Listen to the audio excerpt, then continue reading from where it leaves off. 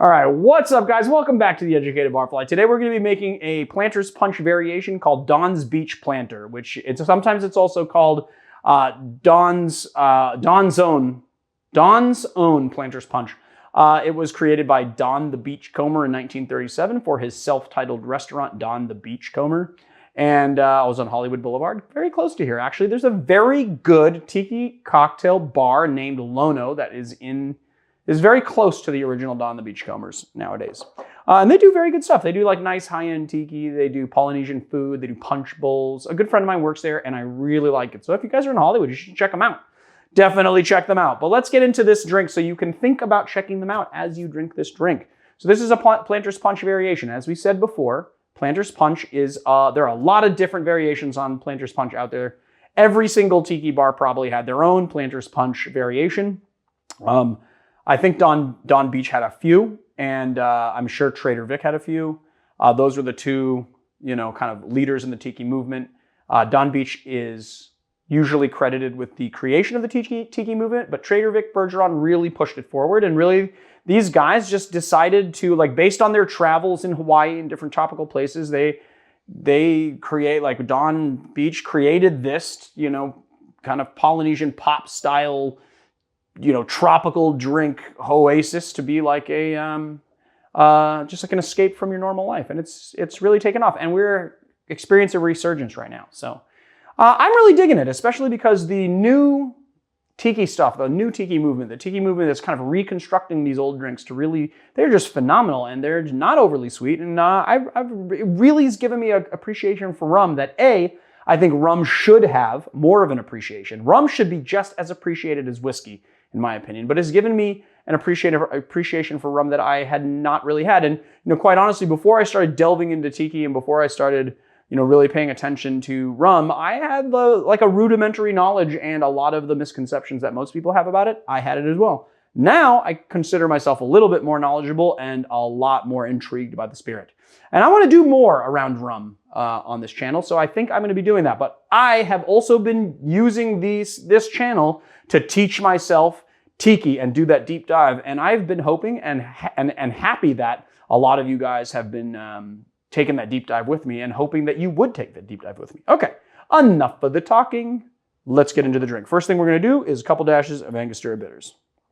Then what we're going to do is we're going to equate a dash or two of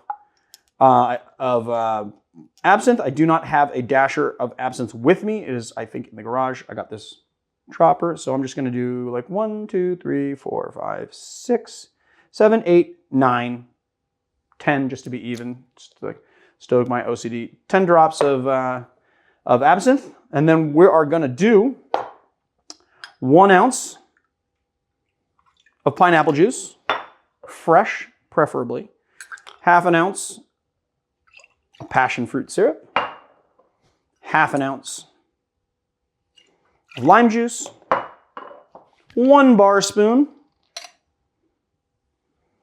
of cane syrup,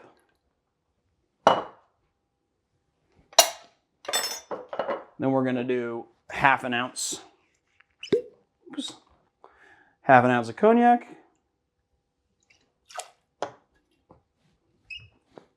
half an ounce of Gosling's Black Seal, some Bermuda rum, Bermuda dark rum, and then, last but certainly not least, 1 ounce of rum Agricole, the dark, also called rum Agricole Vieux, which means dark. And then we're going to spill things on the ground, make a loud noise, put a little Scotia crushed ice in to get our dilution going, our chill going. Give it a little whip shake. Kind of smile to ourselves and laugh about Marius's startled behavior behind the camera when I dropped the tin and screamed. Well, you, center our glass, unlike me and the viewers, had headphones on. Yeah. And that was really loud. Yeah, that's true. You do have headphones on. In Marius's defense, he had headphones on. All right. We're going to give it a nice little Look at that. Bam! Love it. And then we're going to add our ice.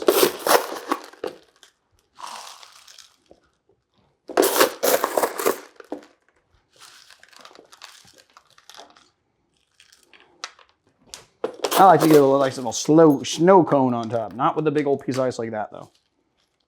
Perfetto. It looks so beautiful. Yay. And then what I've been doing lately has been trying to vary the garnish on these tiki drinks because you can only have so many like banana leaves and pineapple fronds and orchids. So, you know, typically you'll get like a little mint sprig.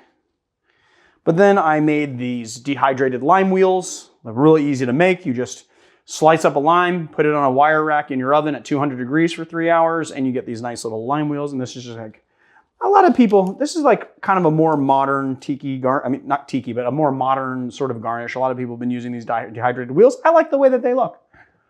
And that looks good, right? That looks nice.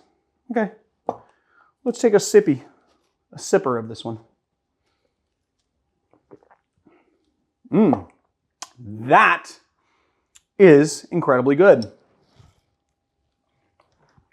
Pineapple and, okay, so the pineapple and the passion fruit really dominate, but you get that nice, zing from the lime. It's not overly sweet. The cane syrup is really doing its job in that it's giving it just the perfect amount of sweetness and sort of balance for the lime to not be too tart. And then you've got that nice mix of spirits, which is just really good. The thing is I couldn't tell you if this mix of spirits, I mean, it just makes this wonderfully round flavor. It's, you get sort of those grassy notes from the Rhum Agricole, but then you have like the kind of body, you get that sort of like, dark sugar vibe of the Goslings. Then you get that, I'm assuming that like a lot of the roundness is coming from the Cognac. It's a great drink. So there it is, guys. This is Don's Beach Planter, or Don's Own Planter's Punch. If you like our channel, please hit like and subscribe. And if you want to check us out on Patreon, go to patreon.com/theeducatedbarfly. We are going to have a visitor to the set today. Alfred Ramos from Staggerly Goods is going to be visiting us. And so Marius was like kind of looking outside because he's supposed to be arriving about now. I told him not to ring the bell so we wouldn't have the like bell ringing while we were shooting. But I think I should probably wrap up this episode to see if he may be at the door. Okay, I will see you guys next time. Did I say like and subscribe? I hope I did. If I didn't, say like and subscribe, and then also ring the bell. Tap the bell icon so that you get notified when we release episodes, and then check us out on Patreon for exclusive content. Patreon.com/theeducatedbarfly. I'm trying to talk fast to wrap this up. I will see you guys next time. Bye.